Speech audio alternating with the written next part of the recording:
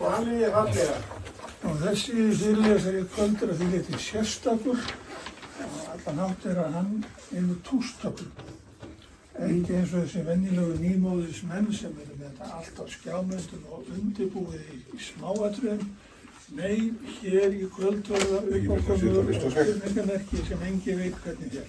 Ekki ég, kannski ekki fyrirlesarinn heldur. Nú, hvað Stefán? Þetta fyrirlesarinn, þetta Henry Arnar Hálfdanarson. Ef það skyldi koma hérna, þá get ég kynnt hann. Það haldi út tölu, ég hérna... Nei, þú voru að koma hérna, þið ekkert að víkja sér undan þessu. Ég kann mér svo illa í einhverju svona... Það var aldrei frá lofræðu. Hver segir þetta sé lofræða? Það bestu misskilningur. Það sannleikurinn sem kemur núna. Nú, þetta Henry Arnar Hálfdanarson. Hann komið merkum ættum eins og ég sjáum strax á því hvernig hann ber sig. Ég þekkti Avans. Já, þú þekkir Avans, bara góðu einu. Já. Við tökum það sem gott og gilt. Ég held að allir hafi þekkt hann að góðu einu. Við tökum það sem gott og gilt að hafi hans að verið merkismaður og að Henry Arnar Hálfdanarson það líka. Hann hefur tekið að sér að halda erindi hér í kvöld og bara svo endurtakið að hann notar tústöflur hérna. Túspennum en ekkert að nýmóður stóp sem flestir notar. Hann handhafi G-leyfis númer 236. Einhver með lægra númer en hann. Hérna inni. Veit nokkuð hvaða númer hann er? Nei, ekki hugmynd.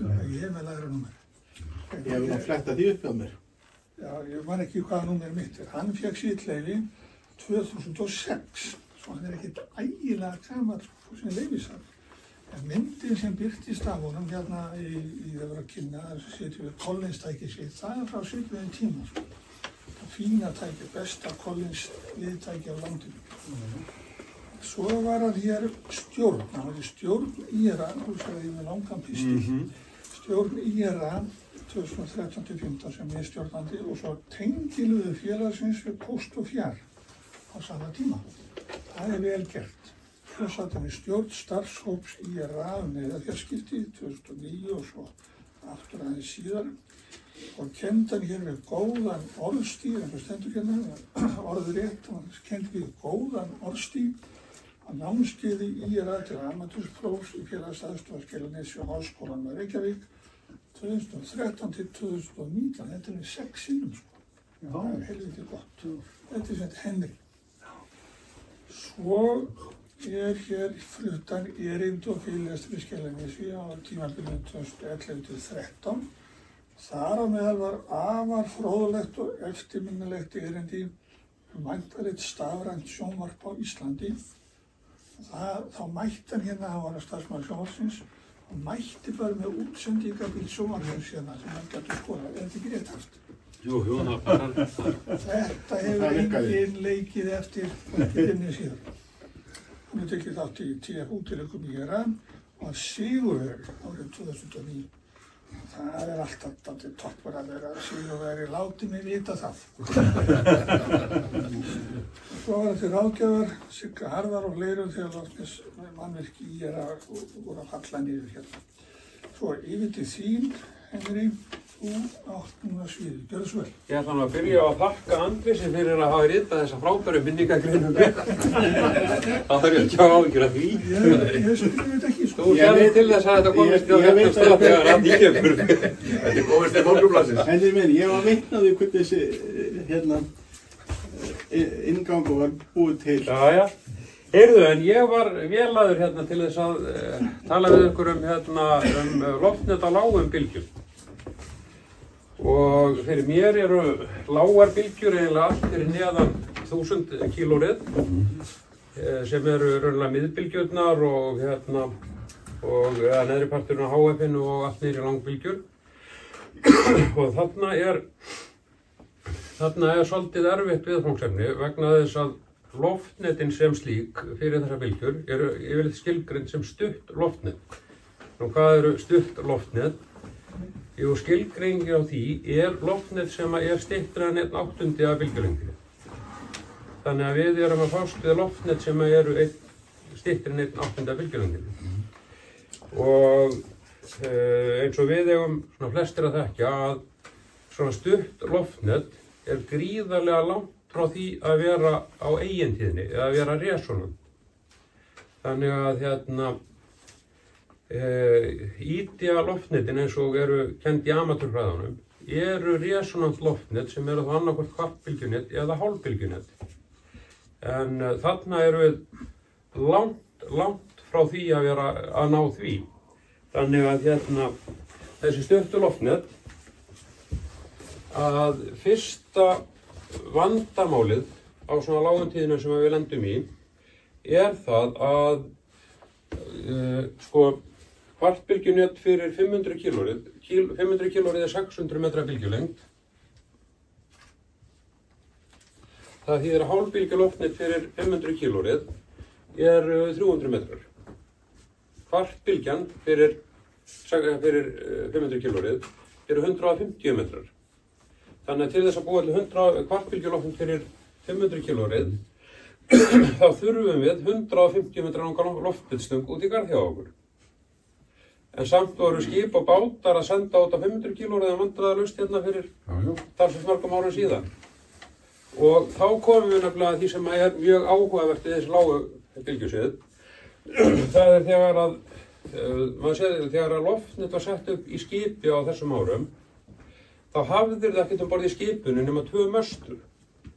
Og sá sem að setti möstri niður á skipin, hann var ekki að spá í því hvort að þessi möstur væri eitthvað hentug sem loftnet.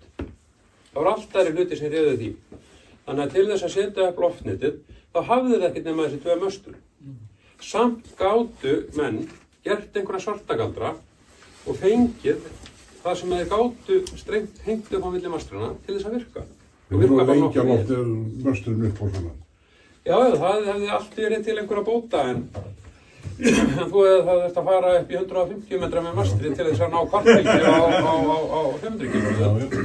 Skipi voru nú ekki 50 metra löng mest. Já, og þá komum við að öðru sem er nátengt þessu. Það er þegar við erum með 150 metra hérna upp sem er kvartbylgjan og það er að til þess að fá lárétta útgeislun, horisontal útgeislun, þá þurfum við að koma loftnetinu, lárétta loftnetinu okkar, að lágmarki kvartbylgju upp í loftið til þess að öllum áhrifum frá jörðinni sleppi. Því að leið og horisontal loftnetið okkar fer að nálgast jörð, það fer að síga niður, þá fara þessir láréttu lópar sem er útgeislunum okkar, sem fer lárétt út frá loftnetinu, þá fara þeir að byrja að dreifa sér upp. Þangað til að ákveðinni fjarlægð náð fyrir ofan jörðu, þá fer þetta loftnet ekki lengur að senda sem sagt til hliðana, það fer að senda í kúlu. Þannig að til þess að fá lárétta útgeislun á svona lágum tíðnum, þá þurfum við að koma dipólloftneti eða horisontal loftneti 150 metri fyrir loftið. Það þýðir að við erum ekki að tala um 150 metra mastur, við erum að tala um 250 metra mastur. Og við erum að tala um 300 metra á milli þeirra. Þannig að þarna erum við konir í mannvirki sem er alveg gríðarlega erfitt fyrir einstakling að setja upp. Halda á floti. Já, og annað í þessu að ef að við förum í 100 kilórið, þá erum við að tala um bylgjulengd sem er 3 kilometrar. Að það var hálfbylgjan 1,5 kilometr og kvartbylgjan var 750 metrar. Aftur að mastrið á Gufurskálum, það er ekki nema 416 metrar. Þannig að við erum að tala þar mannvirki sem eru bara svo gigantíska stærðum að kostnaður að setja þau upp bara á færi einhverja aðri máttarvaldalikum við að segja. En þetta, og það er eiginlega að skipta þessum langbylgjuloftnetum í 2 flokka. Annars vegar eru það loftnet sem eru hönnuð af svona gríðarlega fjársterkum aðilum sem geta farið í að reisa svona mannvirki eins og turnin á Gufurskálum, eða hinn flokkurinn sem er raunverulega sá hópur sem getur bara reist þetta með einhvers konar rafmagns eða símastöðrum eða einhverju svoleiðis plýrvirki út í garði hjá sér. Og það eru loftneti sem ég ætlaði svona aðeins að fókusa á þá í kvöld. En sem sagt hérna er það orðið nokkuð augljóst að við erum ekki að fara að fá lárétta útgeislun frá svona stuttum loftnetum. Og það sem meira er að þegar þessi loftnet eru komin niður fyrir kvartbylgju og talan þegar þau eru komin niður fyrir 1/8 af bylgjulengdinni, að þá er raunverulega ekki hægt að tala að það verði mikil geimbylgju útgeislun frá netinu. Þannig að útgeislunarformið er nánast alfarið í formi jarðbylgju. Og þetta er vegna þess að þegar við erum með horisontal net í kvartbylgju hæð fyrir ofan jörð, þá verður svona fasaspeglun og annað í jörðinni fyrir neðan netið. Þannig að við getum nokkurn veginn stillt það af með afstöðun á netinu gagnvart jörðinni og reyndar það er að gera þetta með ríflektorum eins og jakiloftinni gera á fleira. Þannig að við getum búið til bylgjupattern í þá átt sem við viljum skjóta. Það sem gerist í okkar neti er að því að við erum ofan í jörðinni með þetta,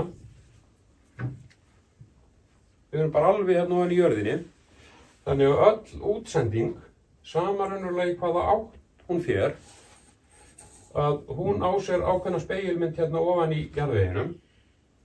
Af því að þetta er svo nálægt hver öðru, þá fer þetta samspil einfaldlega í rugl. Það er ekki hægt að búa til svona nálægt jörð og svona ofan í, þetta er alveg eins og við tækjum raunverulega bara jakiloftnetið okkar og hnoðum öllum elementunum bara í hrúgu. En jarðbylgjan heldur áfram? Jarðbylgjan heldur áfram. Og það er útbreiðslan á þessum netum, er fyrst og fremst jarðbylgja. Það eru lópar upp í loft sem að skjótast þetta niður. Þeir voru stundum til vandræða á 100 kílóriðum á lóranmerkjónum. Þetta er meira til vandræða á miðbylgjunni. Sérstaklega vandræða á næturnar því að þá verður mikil speglun á miðbylgjunni frá erlendu stöðum. En þetta er líka vandamál í dagsbirtu á miðbylgjunni vegna þess að í ákveðinni fjarlægð þá kemur sendingin okkar annars vegar eftir jarðbylgjunni og þessi speglun kemur í einu skæhoppi niður. Skæhoppbylgjan er búin að fara tvisvarsnu vegalengdina sem jarðbylgjan er búin að fara. Þannig að hún er komin 180 gráður til fasa, þannig að hún núllar út jarðbylgjan okkar. Og langdrægið á sendinu verður ekki meira. Og hérna þýðir ekkert að keyra upp powerið á sendinum, vegna þess að þá keyrum við samtímis upp powerið á skæfgeimbylgjunni sem er að koma niður og á jarðbylgjunni. Þannig að þegar þeir lenda aftur saman, að þá verður aftur í mótfasa hjá hvora aðra og eyða hvora annar út. Eyða hvora annar 100% út? Nei. En þær valda áhrifum, svona hvarfli, við viljum kalla það hvarfli eða feitings. Feiting, já. Þannig að, jú, þú getur varjara frá því að þú heyrir enga eyðingu í það að þú heyrir ekki neitt. Og svo kemur hún upp og heitar. Og ég var smíðaði tilraunasendi fyrir Ríkisútvarpið upp á Vatnsenda á 666 kílóriðum að þetta svæði, þar sem að geimbylgjan af þessi sendi var upp á Vatnsenda, kom niður. Það var annars vegar í Lóninu, fyrir austan Hornafjörð, og hins vegar í Bárðardalnum. Þar var geimbylgjan að koma niður. Og þar var ég sloppinn, vegna þess að jarðbylgjan frá mér náði ekki alla leiðina þangað. Hún náði í Eyjafjörðinn, hún náði ekki lengra. En þetta þýddi það að ég hefði ekki getað notað þessa 666 tíðni fyrir Austurland. Já, af því að þá hefði ég verið í stöðugum interferens við sömu tíðni frá Vatnsendasendinum. Já, eða verið með jarðbylgjuna þarna, þá er þetta núlast út. Það var núlast út, já. Geimbylgjuna. Já. En hvað það? Að hérna erum við með þessi stuttuloftnet og við erum í jarðbylgjuna og það er hægt að reikna út langdrag. Semst jarðbylgjan, vegalengdir sem við förum á langbylgjunni, hún er í beinu hlutfalli við powerið sem við höfum út í loftnetið. Þannig að til þess að fara lengra á jarðbylgjunni, þá verðum við að keyra powerið. Og ofveitt við hitt. Já, þangað til þú lendir í þessum punkti, þú ferð ekki í gegnum hann. Nei. Að hann verður alltaf ákveðin akkillesarhæll.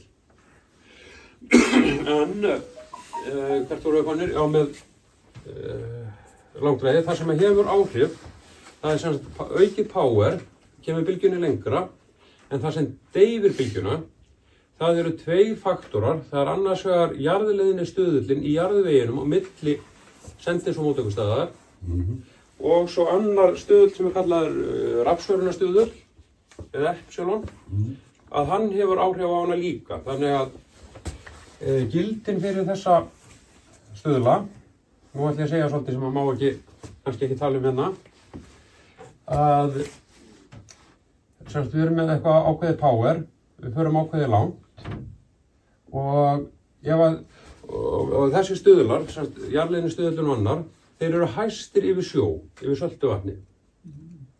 Ákveðið talið alltaf það, ekki ferskvatn.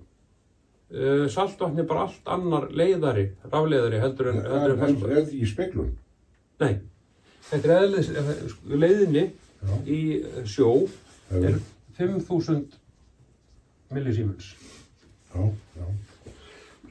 Og leiðinni yfir jörð er allstaðar minni en 5000 millisiemens.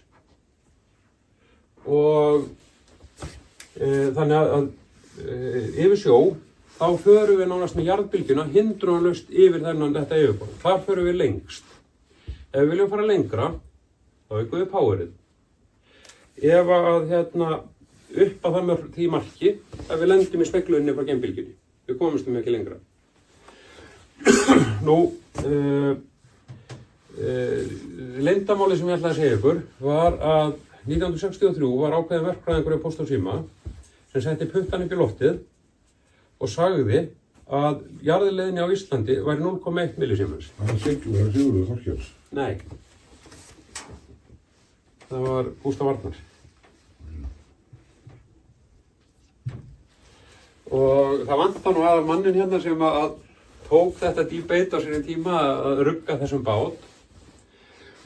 En ef að þessi fasti er notaður, að þetta var gefið út í einhvers konar umburðarbréfi Landssímans, að menn ættu að nota þessa tölu.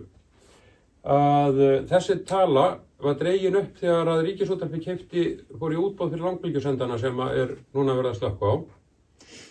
Og Landssíminn reiknaði út sendiaflið sem þyrfti að vera til þess að verða landstekkandi á langbylgjunni.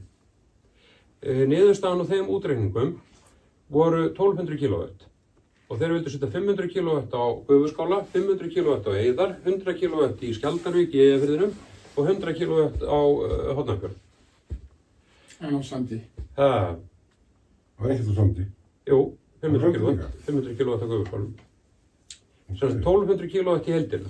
Þannig að Ríkisútvarpið eða ákveðin félagi okkar í ERA, hann mótmælti þessu og sagði að þetta gæti ekki verið því að reynsla hans sem radíóamatör væri á þá leið að sennilega styrkti ekki nema 1/4 af þessu sendiafli.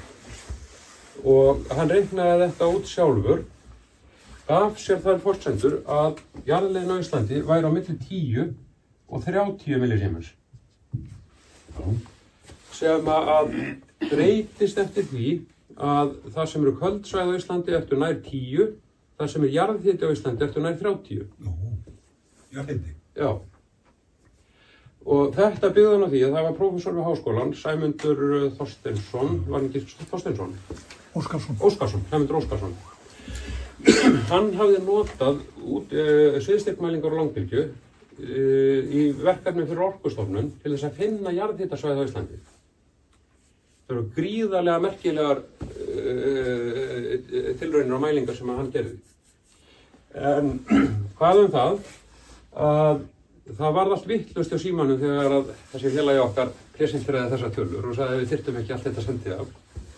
Og það var fyrirtæki í Bretlandi, TCI, þeir voru fengið þess að reikna þetta út aftur og komist að nákvæmlega sömu niðurstöðu á Landssíminu vegna þess að jú, þeir fengu þessa 0,1 millisiemens tölur frá Íslandi og vitaskuld komist þér að sömu niðurstöðu. Svo þegar það farið í útboð og menn fór að skoða verðin á þessu, þá sá Íslenska ríkið að kostnaður við að kaupa 1200 kW sendum yrði stjarnfræðilegur. og þeir tímdu ekki að kaupa nema 300 kW á gufuskála og 100 kW á eyðar. Settu í gang og sendandi voru báðir landstekkandi. Báðir landstekkandi. Ok. Þannig að félagi okkar hafði algjörlega rétt fyrir sér að við erum landstekkandi á 1/4 af þessu afli sem þeir voru að tala um. Hver var það sem sagði það? Kristján Benediktsson. Já, koppi, já. Var mikil vinna á RÚV? Jú, hann var yfir þessum málum öllu saman. En nú erum við konum með langdrægið og sem sagt þetta, það eru þessi 2 fastar sem eru hérna jarðleiðnin og rafsögnarstöðullinn sem að ráða í hversu langt við erum að fara.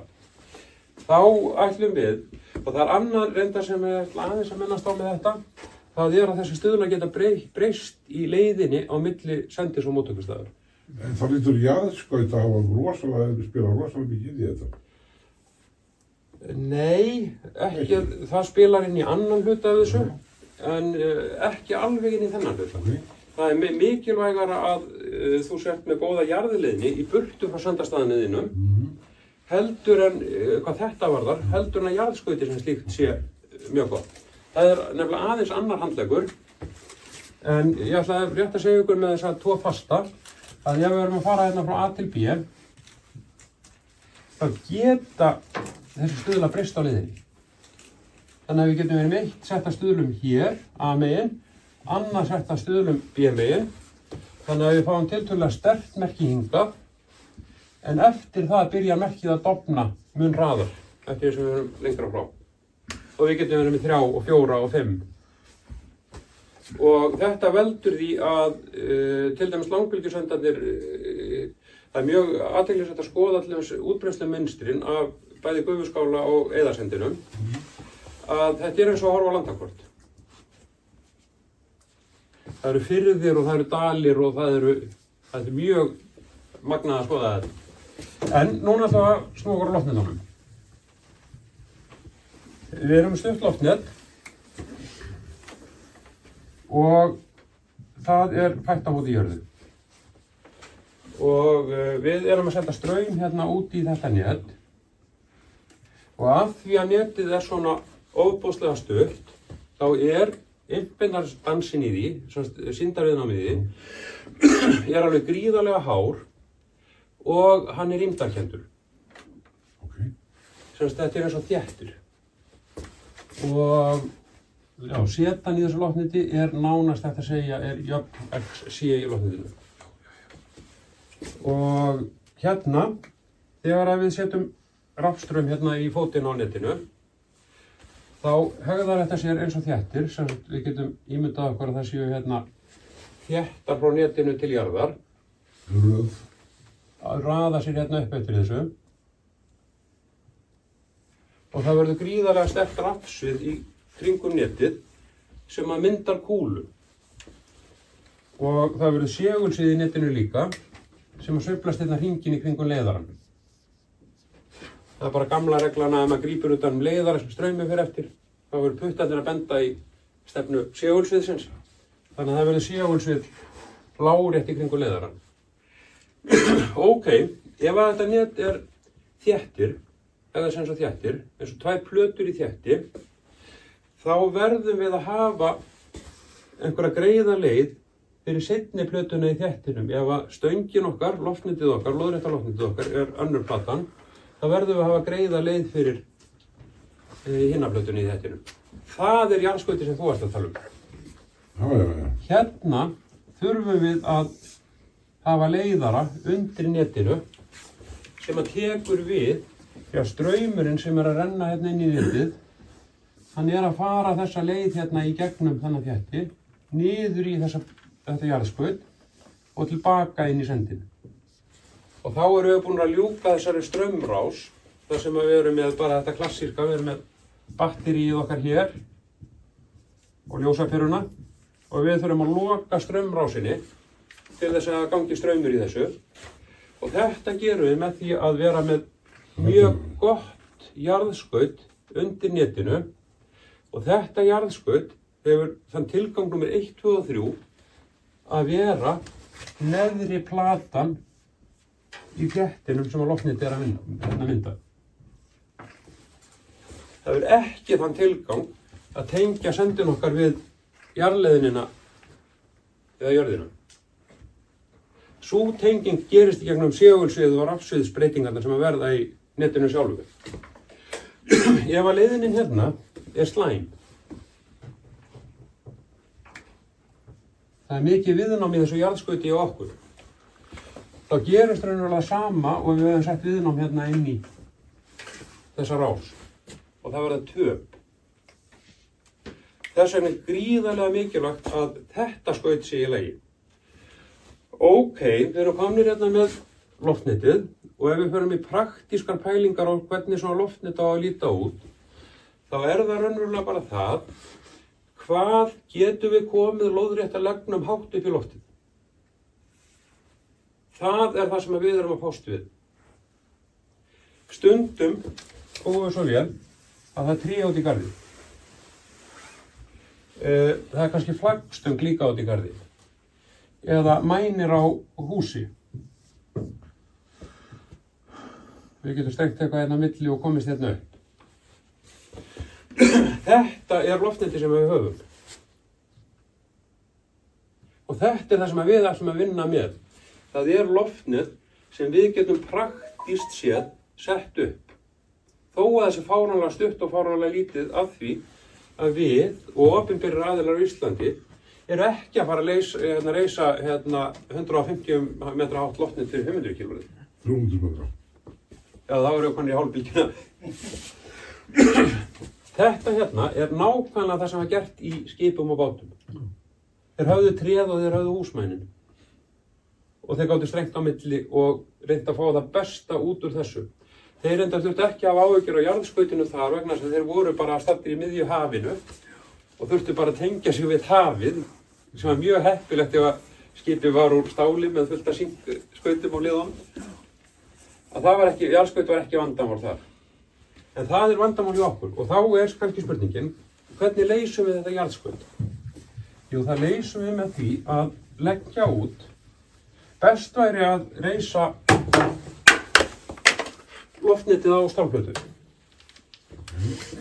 Fá okkur bara stálplötu og loftnet, setjum það í miðja plötuna og það verður jarðskautið okkar. Og hvað þarf að vera stór plata? Já, það er næsta spurning. Hvað haldið hún þurfa að vera stór?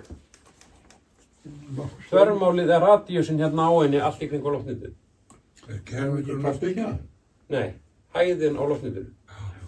Radíusinn í sama hæðin? Já, af því að rafsviðið í kringu loftnetið er í kúlu. Já, það er kúl. Þannig ef þú hefur plötuna stærri, þá er ekkert rafsvið að fara hérna lengra og ofan í plötuna. Það er rétt. Þannig að platan er alltaf, þarf ekki að vera lengri heldur en hæðin á loftnetinu. Er það ástæð fyrir því að erlendis í miðbylgju sendum í Ameríku til dæmis? Það er mastur. Já. Svo liggja víða alveg í haug. Já. Og þá komum við að hinnu, þurfum við að hafa plötu. Er ekki plata kannski svolítið svona eyðsla á efni og massa? Nei, við þurfum ekki að hafa plötu. Við getum til dæmis bara lagt út vír sem er hæðin á loftnetinu. Tengist rauði vírinn sendiaflinu? Já. Þurfum við að ákveða hvar þetta er samkvæmt því? Já, hann gerir það, en það er ekki rafmagns, það er ekki tenging hérna á milli þeirra. Nei, þannig að þessi vír þarf ekkert að vera rosalega sver. Raunverulega ekki. Hann er að bera sama strauminn og fer upp í loftnetið.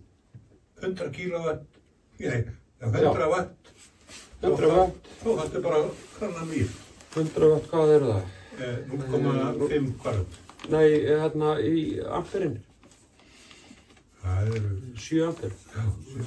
Já. En þessi vír, við hvað tengist á? Við komum að því aðeins hérna. Ég ætla að klára hérna. Ok, við erum með einn vír hérna.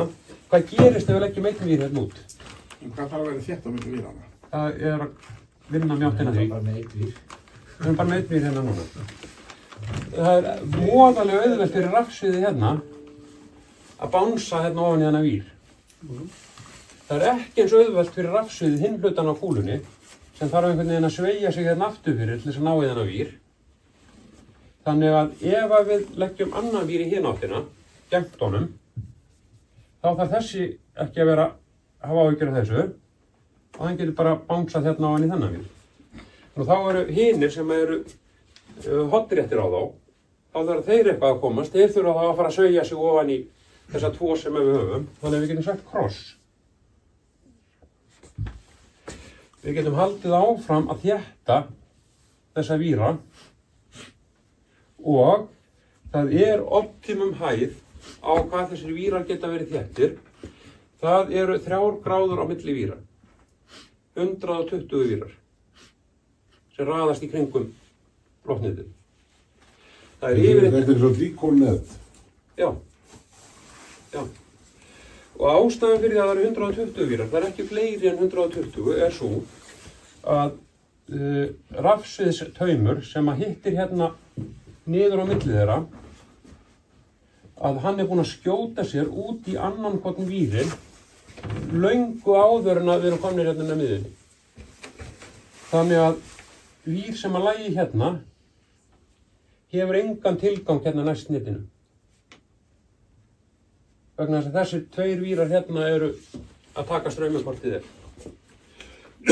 Menn hafa farið að gera þetta þéttara, en þá erum við að tala um senda sem eru miklu, þá erum við að tala um senda sem eru yfir 100 kW, 500 kW. Sér þetta með þetta á loftmyndinni í Grindavík? Já, það er ábyggilega milli 120 og 180. Já, það eru meira, ég held að skutum á því 200 víra. En þeir vil ekki segja hvað sásendir er stóri, ég er að vinna á það mikið með þeim. Ég held það sé megawatt. En hérna... Rúmsandi eða continuous? Nei, NRTF.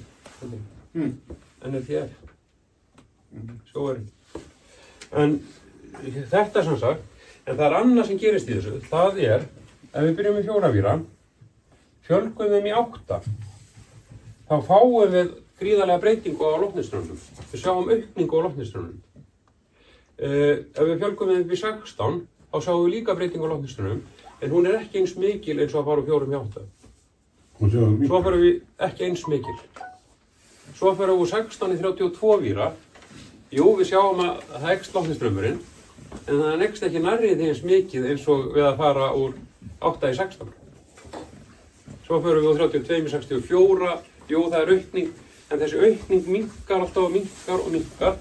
Þangað til við erum komnir upp í 120 víra og þá hættum við raunverulega að sjá einhvern mun á þessum vírum.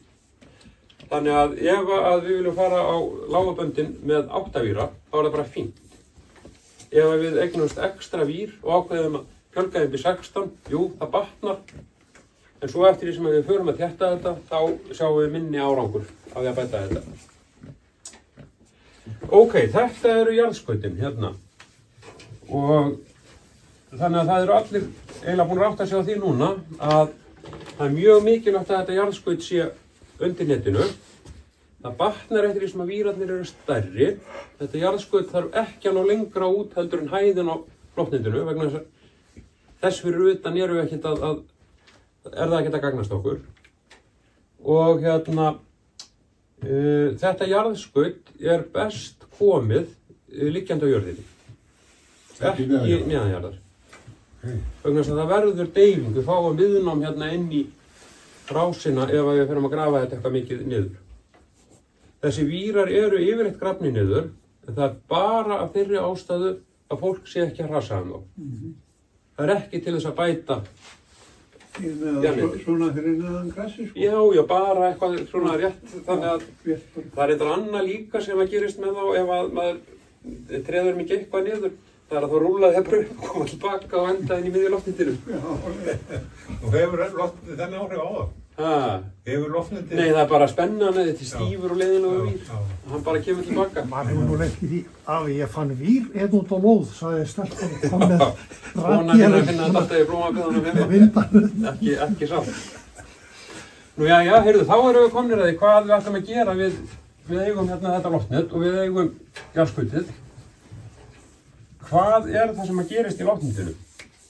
Við erum með þessa stöng og við erum með þetta jarðnet okkar hérna undir og við ætlum að tengja okkur hérna við þetta með einhverja sendi sem er 50 ohm. Viðnámið er gríðarlega hátt. Við erum að tala í þessum netum að einbeitansin sé kannski 4, 5, 6 kílóohm og það er, segjum bara hérna, 5000 ohm. Er ekki rýmdarhlautin að spila það í? Er ekki rýmdarhlautin að spila inn í? Jú, og þetta er raunverulega rýmdarhlautin í þessu. Það er annað sem er gríðarlega mikilvægt í þessu líka. Það er útgeislun af viðnámið. Það eru tvær stærðir hérna sem það eru stærðir sem við þurfum að vinna með. Það er loftnetsviðnámið, RA, og það er útgeislun af viðnámið, RR, Radiation Resistance og Antenna Resistance. Útgeislun af viðnámið er hluti af loftnetsviðnáminu og þetta eru raunviðnám. Þetta eru viðnám sem að taka frá okkur afl og orku. Ok, svo erum við með þetta launviðnám hérna, þetta XC sem er raunverulega þessi 5000 ohm. Vegna þess að útgeislunarviðnám í þessu loftneti er ekki nema kannski 1, 2, 3 ohm. Það er gríðarlega lítið. Það er nánast eins og skammhlaup.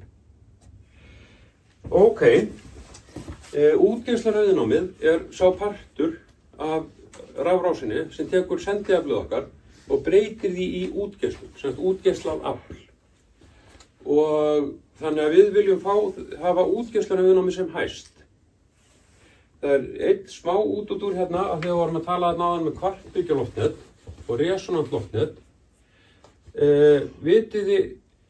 Hafið þið spáð í því hvað það er, hvaða stærð það er sem gerir loftnet resonant? Það er ein af þessum stærðum hérna. Það er eitt sem er sérstakt við loftnet sem er í resonans, er á eigintíðninni. Það er ein breyta. Þegar við erum á eigintíðninni, þá er X-ið í loftnetinu jafnt á 0. Þannig, og ef að impedansin okkar er allur X, 5000 ohm af X-i, þá verðum við að losna við þetta X í burtu. Við verðum að gera þetta X að 0. Annars verður ekkert út úr því. Annars verður ekkert út úr því. Ok. En við vorum að fókusa hérna á útgeislunarviðnámið núna. Útgeislunarviðnámið ræðst af hæðinni á loftnetinu. Þannig að því lengra hærra net sem við höfum, því meira verður útgeislunarviðnámið. Og það er reyndar línulegt samhengi á milli straumsinn sem gengur í loftnetinu og útgeislunarviðnámsins eða lengdarinnar á loftnetinu. Þannig að ef við tökum lengdina hérna sem við höfum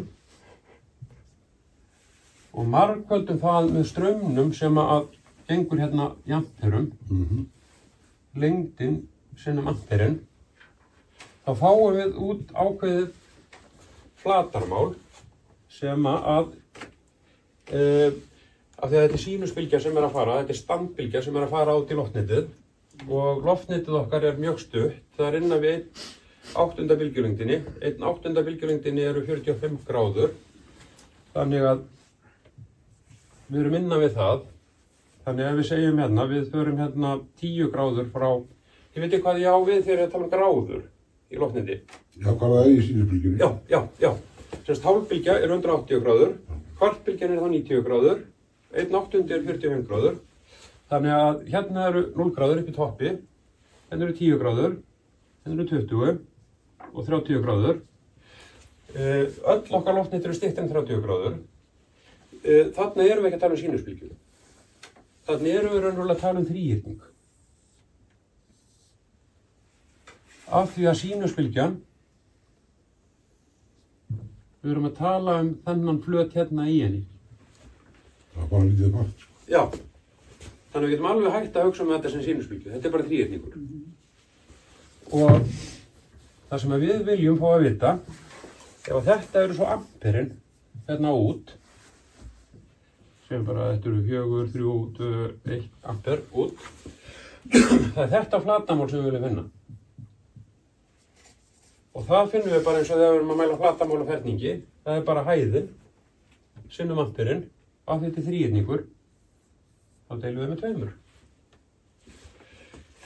Þessi flötur hérna ræður því hvað sendistyrkurinn okkar, útsendingarstyrkurinn okkar er sterkur.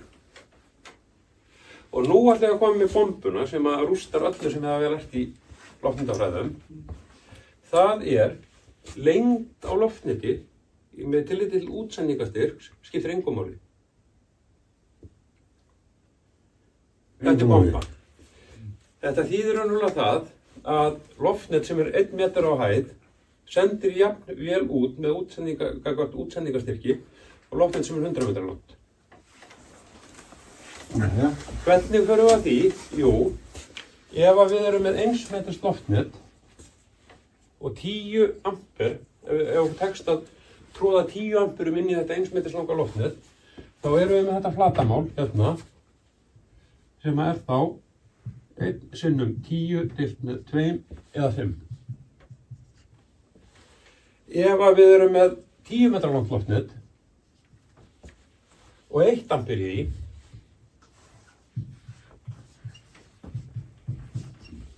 eins meters loftneti er að senda jafn sterkt svið út frá sér og 10 metra loftneti. Þú ert að setja meira afl í þetta 1 metra loftnet samt þessu. Nei, ekki í útgeistunum þinn á mig. Ok, við erum semst konið með þetta, þessa niðurstöðu, og við komum að því að hérna, af hverju eru menn þá ekki að senda át í 1 meters loftnet, og það er akkurat svona endapunkturinn af mér, verður að fara í gegnum hvaða vandamál eru þar á ferðinni. En hérna er þetta bara spurningin um það, getum við, ef að loftnetið okkar styttist, getum við keyrt upp strauminn á móti til þess að viðhalda þessu flatarmáli. Og þá fara hlutirnir sko fyrst að verða flóknir. En ok, við erum með hérna þetta, loftnetið okkar, hvað er? Nú er ég að byrja að stressa Andrés. Ég er svona að gjófa augum Andrés. Þú getur fengið hann stemmingur. Hann er búinn að negla alveg við mig að sko ég má ekki fara yfir. En það er sérst með þetta, og af því að við erum að spá í þessu, af því okkur hefur alltaf verið sagt, við erum að vera með loftnet í hálfbylgju eða kvartbylgju. Það er mjög áhugavert línuritt sem segir okkur hver er útsendistyrkur frá loftneti sem er 0 gráður upp í 240 gráður. Þetta línuritt lítur svona út. Hvernig stendur á því? Og munurinn hérna upp í cirka 190 gráður er 20%. Með öðrum orðum, að útgeislun frá loftneti sem er nánast ekki neitt er álíka mikil og útsending sem er frá loftneti sem er 190 gráður langt. Það er lengra en hálfbylgja. Þannig að ef við erum að horfa í útsendinguna, útgeislun frá loftnetinu, þá er lengdin nákvæmlega ekkert að segja. Hún er ekki í sjóðarna. Þetta er skýringin á því af hverju hérna skipaloftnetin á milli mastra gátu yfir höfuð geislað út. Þegar sérfræðingarnir sögðu, nei, þetta þarf að vera hálfbylgja eða kvartbylgja. Þetta virkaði flott úr í skipunum, gömlu tógarorðar. Já. Vegna þess að styrkur útgeislunar er í engu hlutfalli við stærð eða lengd loftneti. Eini parametrinn sem er í einhverju samhengi við lengd loftnets er sá að loftnetið verður resonant á kvartbylgju og það verður resonant á hálfbylgju. Með öðrum orðum að ef við erum með kvartbylgjulangt loftnet og hálfbylgjulangt loftnet þá erum við bara að horfa í R í loftnetinu, ekki þetta launafl. Og já. Nú, heyrðu, þetta er komið þangað. Þá skulum við setja svona smá módel af þessu loftneti. Nú er ég búinn að ljúga því að ykkur að það skiptir engum máli hvað loftnetið er langt. Hvers slags rafmagnsrás er þetta loftnet? Jú, þetta loftnet er viðnám sem er raunverulega loftnetsviðnámið, RA, í raðtengingu við þétti sem að fer til jarðar og kemur tilbaka inn í sendin. Og RA viðnám sem að getur verið svona 10, 15, 20 ohm. Og nú ég náttúrulega komin í mótsögn það sem ég sagði við ykkur áðan ef að þið tekið heimun vel eftir. Þegar ég sagði að RR væri svona kannski 1 til 2, 3 ohm.